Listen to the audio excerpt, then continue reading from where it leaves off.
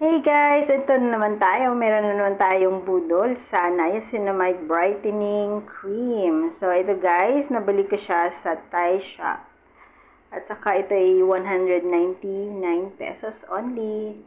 So, para yan siya sa washing your face, oily face, yung may mga pores. Ayan na. Itatry natin. Yun yung kanyang consistency guys. Ayan, 'di ba clear na clear siya? Konti lang ilalagay natin pero as in sobrang bula talaga niya.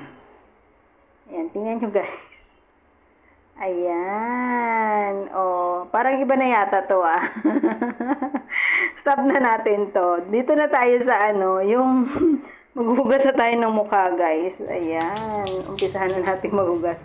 First time ko ginamit kasi ngayon nang dumating yung order ko. So, ayan lang siya. Ganun kadami.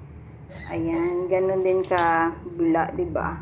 Konti lang talaga yung magagamit mo. Talagang matipid ito. So ayan, tapos ng hugas, ayan na, 'di ba?